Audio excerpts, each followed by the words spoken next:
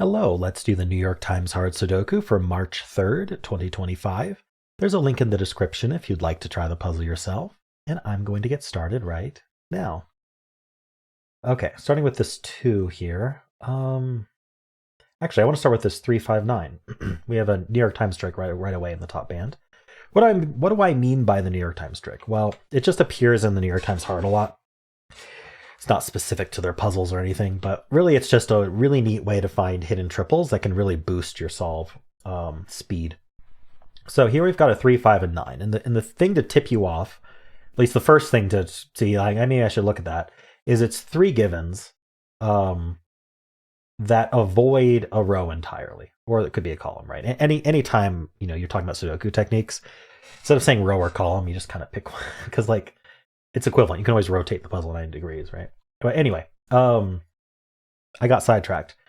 So we have 3 givens that all avoid a row. And so what we know so far is that 3, 5, and 9, these 3 givens, are not in these 3 cells in row 1 because they're in the same box.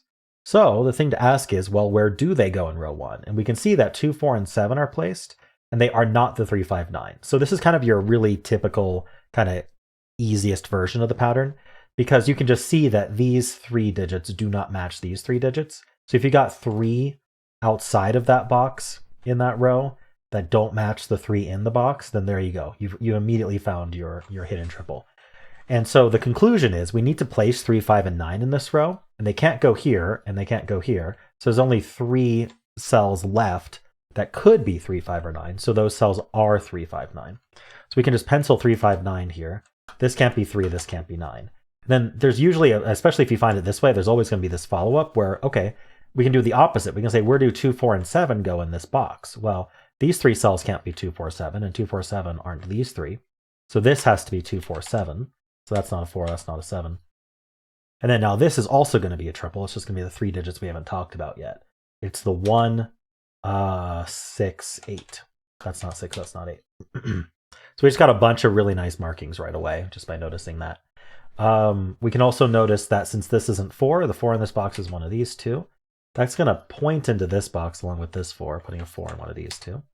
We also have the 9 looking in here. This 9 looking up does place the 9 in this box. This pattern here, I mean, you can see it in other ways. Like it could be like this, right? But the point is that I have an entire row, an entire column completely unfilled. You want to look for digits that aren't placed yet in the box that are in those rows and columns, because they're going to be significantly limited in the box. So the 9s are already placed, but the 5 and 8 are not.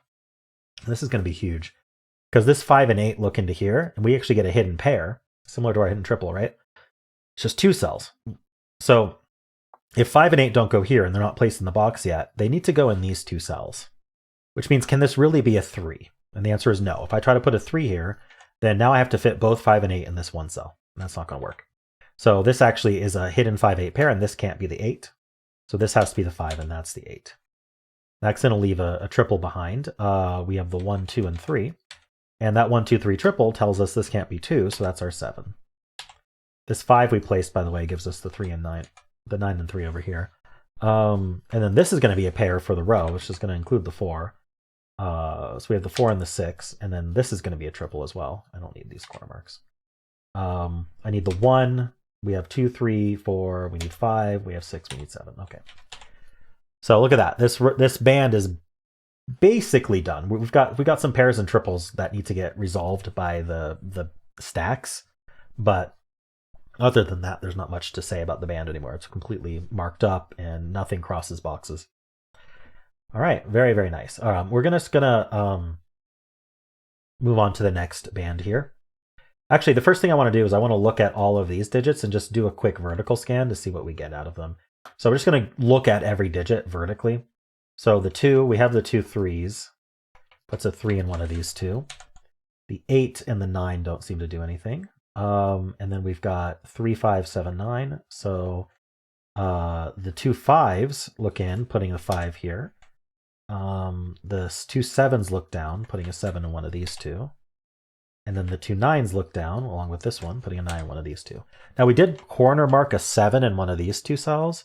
We just want to take a quick look at this row to see where the 7 goes. Unfortunately, it could go in 3 places, but that's the kind of thing you want to look for when you pencil something like that. Just look for, well, they didn't end up in this row because there's a 5 sitting there and no other reason. And so there still needs to be a 7 somewhere in the row, just not in this box. So good to take a gander. Anyway, that was this box here. Let's just take a look at the 4, 5, 6, 7, 8, 9. So anything but 1, 2, 3 should have a buddy. So we have these 2 4s. And then we have the 2 8s. The 8s go there, and then the 9s go here. All right. Cool. Now we're going to do this band. So we have the 2 7s, along with this 7, putting a 7 in one of these 2.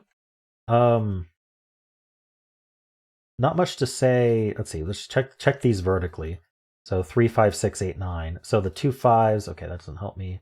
In fact, we know this box isn't going to have anything resolving it. So not really much reason to look, actually. So these 3 cells here, we're just going to pencil them. We need 1, 2, and 4. Nothing's resolved. Okay. I think that's it for that band. There's really not much to say. Let's see. How many corner marks do we actually have here? We have the 4, 7, 8, 9. So I'm wondering if these 2 cells are limited enough. They might be, because we got the 5 and the 6 here as well. Especially this cell here is probably limited. Let's just take a look. So it's not, let's just take a look at both of these. We'll take a look at the column. You know what? This one doesn't have anything extra looking at it. Let's just look at this one. So we have the 1. We need 2, 3. We have 4, 5, 6, 7, 8. We need, we also have 9. Okay. So it's down to 2, 3. Cool. I don't think there's anything else to look at here right now. Let's do the final band here. So we have these 2 1s here. Puts a 1 in one of these 2. The 3 and the 6. 3 actually is interesting. So this 3 looks down, this 3 looks in, saying 3's in one of these 3. So what did we learn? Well, we learned that we have a 1 corner marked in one of these 2 and a 9 corner marked in one of these 2. If I were to corner mark the 3's in this box, which normally I wouldn't, actually I would because we have these 2 3's looking down. But let's just pretend we didn't have this 3 so I can talk about what I wanted to talk about, but then we'll talk about what's actually happening here. So pretend that's not red. Because these 3 cells, we need to place a 1 in one of them, a 3 in one of them, and a 9 in one of them, right? We know there's some restrictions, like we can't put a 1 here, we can't put a 9 here. But in general, in these 3 cells, we need to, if we don't place the 1, 3, and 9, they're not going to end up in the box anywhere. So we need a 1, 3, and 9. So that's another hidden triple for us. So this is a 1, 3, 9 hidden triple, except it's not actually because this can't be, you could treat it that way, but it very quickly devolve. Another way to see this, because the 3 can't go here, is that we actually have a hidden 3-9 pair here. Because the 3 and the 9 need to occupy these 2 cells, which means this can't actually be 1. Hidden pairs, hidden triples, what they do is they evict anything else that we thought could be in those cells. So up until now, we thought 1 could be in this cell, but it actually can't, because we need to place 3 and 9 in these 2 cells. So we can replace that with our center marks, and then we can place the 1 in the box entirely. That gives us the 6 here, and we can also finish the column with a 2. All right, pretty nice. So we know that this can't be 1 or 2, which are needed in the column. The other 2 digits needed are 4, 8. So this is down to, and it can't be 4. Oh, there's a 4 in the box. Can't be 1, 2, or 4, so the only option is 8. That gives us the 1 and the 8 here, and that can't be 1. That puts a 1 in one of these 2. And then we have a pair left down here for the box, which is also true of the column, because this is a 1, 2, 4 triple. But anyway, we need a 6 and 7 here, which is not resolved. Okay, well, that was nice. It's got a bunch of stuff. So let's relook at these. We have the 1s done. The 6s, we don't... actually, 6s are nice. Very, very nice. This 6 looks in, this 6 looks down.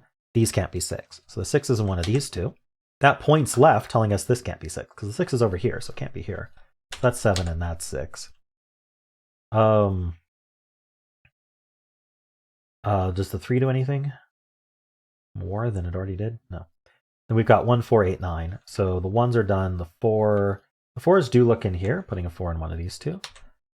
We do want to check where 4 is in this column, but there's plenty of places. And then the 8 and the 9. So the 2 8s look in, and this 8 helps, placing the 8 in this box. Let's follow up on that 8 by putting an 8 in one of these 2. Maybe this 8 helping. And then the 9. 9's in one of these 2. Okay, so I think we got some low-hanging fruit. This row here has 3 digits left. We have 1, 2, 3. We need 4, 5, 7. This can't be the 4 or 7, so this has to be the 5. And then this 7 looking now gives us the 4 and the 7. This box is down to 3 digits. We have 1. We need 2, 5, 9. The 5 looking in places the 5. That's the 9, and this is 2. 9 gives us 3 and 9. The 5 gives us the 1, 5, and 7. This digit here is a 7. That places the 7 in this box. 7s are done. These 3 digits are the 2, 3, 6. That's not a 6. All right. Well, I have a 2, 3 pair in this column now. I don't know how long that's been there. For a while, actually. So this can't be 2 or 3, so this has to be a 6. And so that places this digit. It is whatever's missing, the 5. All right. I just have to do this middle band. It should just finish itself. This column, we need a 2 and a 9. That's not a 9. Okay, so that's 2, that's 9. The 2 gives us the 4. The 9 and the 8 are placed in this box. The 2 and the 4 are placed here. This 8 can't be there now, so that's our 8, and then that's our 3. All right, we're just finishing. This is 4 or 6, not a 4, so that's 6, that's 4, that's 6. These 3 digits, we need a 1. We have 2, 3, we need a 4, and we need a 5. Oh, and then these 2 5s tell us this is 5. Okay. This row needs a 1. It goes right there.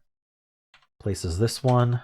This is not a 3, so it has to be 2. That's 3, that's 2, that's 3. 2 and 3, 1 and 2, 4 and 1, 4 and 6, and we're done. All right. Would have been, I mean, without explanation, I think this probably would have been like a 7 or 8 minute puzzle max. Really, really fast. Finding these New York time tricks, like I said, can really speed things up. I don't know how much these helped because I used them, but there were quite a few of those hidden pairs and hidden triples in this puzzle that was quite nice. Really sped up our solve. So let me know how you did. Did you spot those things? Did you do it a different way? And if you enjoyed this, why not leave a like, subscribe, and a kind comment below.